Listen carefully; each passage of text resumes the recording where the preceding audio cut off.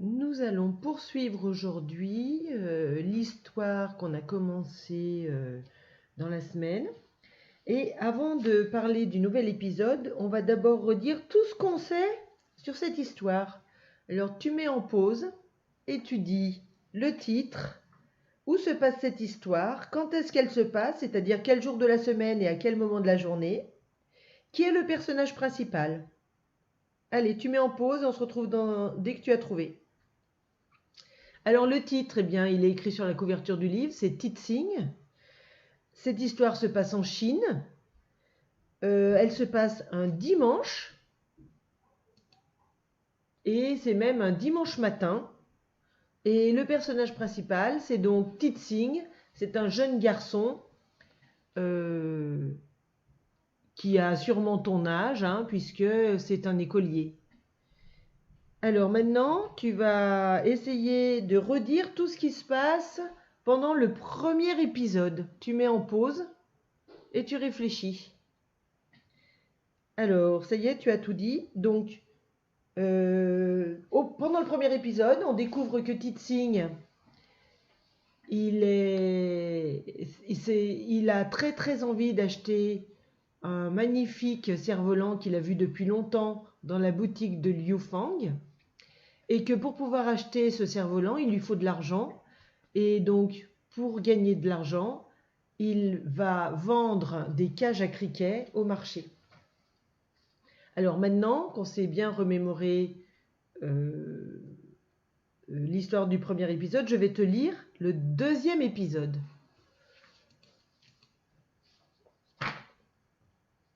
Alors, tu te souviens, à la fin de l'épisode précédent, on nous disait Fa était déjà sur sa bicyclette, elle l'appelait Titsing, et donc Titsing se dépêchait de s'habiller, il prenait son goûter parce que Fa n'aime pas attendre.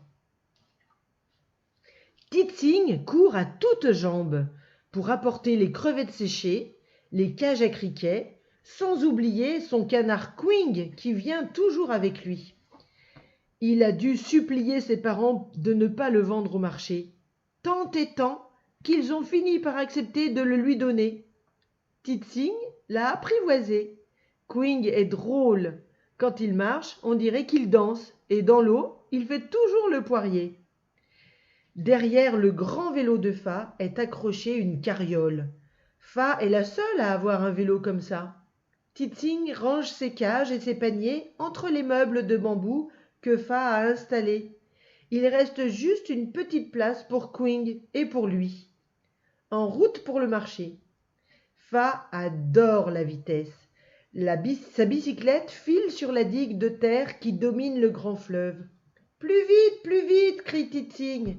Cling, cling, tinte la sonnette. Coui, coui, chante Quing.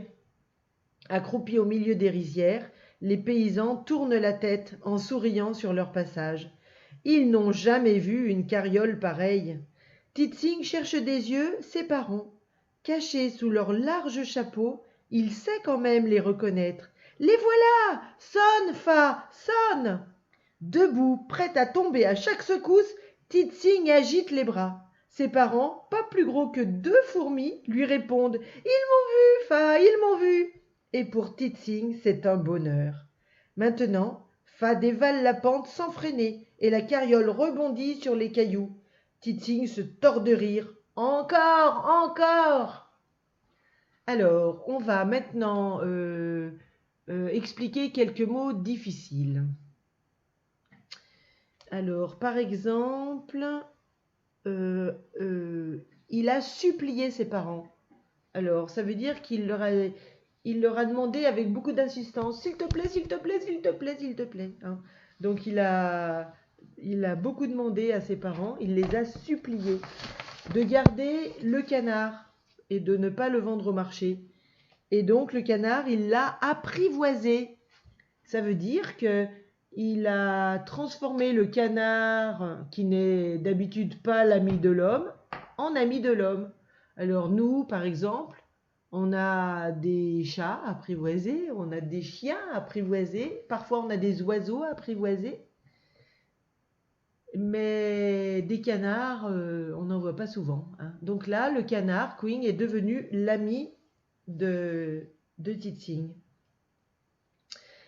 Alors, le canard, il est drôle parce que il marche, lorsqu'il marche, on dirait qu'il danse, c'est parce qu'il se dandine, tu sais. Les canards, quand ils marchent, ils s'appuient sur une patte et ensuite sur l'autre patte, et si bien qu'ils se dandinent, c'est-à-dire qu'ils penchent de chaque côté à chaque pas. Et puis, quand il est dans l'eau, il fait le poirier. Alors, je ne sais pas si toi, tu sais faire le poirier.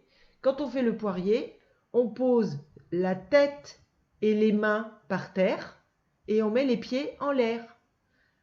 Donc, lui, quand il fait le poirier dans l'eau, ça veut dire qu'il met la tête dans l'eau pour aller, tu sais, les canards font ça pour aller chercher leur nourriture au fond de l'eau. Ensuite, quel autre mot difficile? Ah oui, on parle de la digue de terre. Alors, je te montrerai tout à l'heure une digue. Une digue, c'est un grand mur de pierre ou de terre, ou même parfois un grand mur qui est construit comme un mur de maison, qui est très très grand et très solide et qui empêche les fleuves ou les rivières de déborder. Quand l'eau monte, ça bloque l'eau et ça empêche d'inonder tous les terrains qui sont autour. Et donc, quand on passe sur une digue, comme elle est très haute, on domine le fleuve. Ça veut dire qu'on le regarde d'en haut. On le regarde, oui, nous on est en haut et lui il est en dessous, donc on le domine. Une rizière, on avait déjà expliqué ce que c'est, tu te souviens, c'est un champ où pousse le riz. Et puis, qu'est-ce qu'il y a d'autre? Ah oui, il y a aussi, quand on dévale une pente, Fa dévale la pente sans freiner, ça veut dire qu'elle la descend très très vite, la pente, hein. Alors, maintenant, je vais te poser des questions et tu vas essayer d'y répondre. Alors, je te pose la question, tu mets la vidéo en pause, tu réponds et ensuite, tu remets la vidéo en route pour écouter la réponse complète. Alors, d'abord, tu vas commencer à dire « Que sait-on de Quing ?» Alors, Quing, bien, c'est le canard apprivoisé de Titsing. C'est l'ami de Titsing, il ne le quitte jamais. Titsing avait supplié ses parents pour que l'animal ne soit pas vendu au marché, et ses parents, eh bien, ils ont bien voulu lui donner. Alors, Quing, il est amusant, hein, c'est ce qu'on a dit tout à l'heure, quand il marche, il se dandine, il danse, et puis il sait faire le poirier, c'est-à-dire qu'il met la tête en bas quand il est dans l'eau, il plonge pour attraper de quoi manger. Et quand il fait cuit-cuit, on dirait qu'il chante, hein, c'est sa façon à lui de dire qu'il est content. Une deuxième question. Pourquoi est-ce Fa qui accompagne Titsing au marché? Je te laisse réfléchir. Alors, Titsing est trop petit pour se rendre au marché tout seul, hein. Et puis, ses parents, ils sont dans les champs en train de travailler, donc ils ne peuvent pas s'occuper de lui. Donc, Titsing est confié à sa tante, Fa. Et en plus, tu as vu que Fa, elle se déplace à vélo avec une carriole et apparemment Titsing, lui, n'a pas son propre vélo. Donc c'est Fa qui l'emmène. Alors Fa, pourquoi est-ce qu'elle va au marché? C'est parce qu'elle va vendre tout ce que peut vendre la famille, hein. Donc il y a des crevettes séchées et puis elle a aussi des meubles en bambou. Une nouvelle question. Quelle est l'humeur de Titsing et pourquoi? Alors, quelle est l'humeur de Titsing? Ça veut dire comment il se sent. Tu as trouvé, Titsing, il est content d'aller au marché parce qu'il espère que là, il va pouvoir vendre ses cages à criquets pour pouvoir s'acheter le cerf-volant de ses rêves, hein. Il est tout heureux en voyant ses parents au bord de la route et puis surtout parce que ses parents l'ont vu, hein, ils l'ont reconnu. Donc ça le rend très très heureux. Un peu comme toi, tu sais, quand tu es dans la classe, bon ça fait longtemps maintenant, mais quand tu étais dans la classe et si quelqu'un passait devant la fenêtre et que tu le voyais, ça te rendait heureux, hein, c'est pareil. Il aime beaucoup la vitesse, hein. Quand il est dans la carriole, ça a beau aller très très vite, puisque la bicyclette dévale la pente sans freiner, hein. Ça a beau provoquer plein de secousses, puisque la carriole rebondit sur les cailloux, hein. À chaque fois qu'elle cogne le sol, elle saute en l'air. Eh bien, Titsing, lui, ça le secoue et il se tord de rire. Donc, il adore ça, hein. Alors, maintenant, si on regarde l'illustration, on voit donc eh bien, Fa qui pédale, hein, sur son vélo et qui tire cette fameuse carriole. Et dans la carriole, donc, on reconnaît Titsing et son canard Quing. Et puis des meubles, alors peut-être des tables, des chaises, des tabourets, peut-être des commodes, des étagères. Et puis là, on voit les cages à criquets que Titsing a fabriquées. Et puis là, cette chose-là, regarde, c'est un chapeau en paille, un chapeau chinois. Voilà. Et puis, eh bien, on imagine qu'ils sont en train de rouler sur la digue. On voit pas le fleuve, mais le fleuve doit être en dessous. Voilà.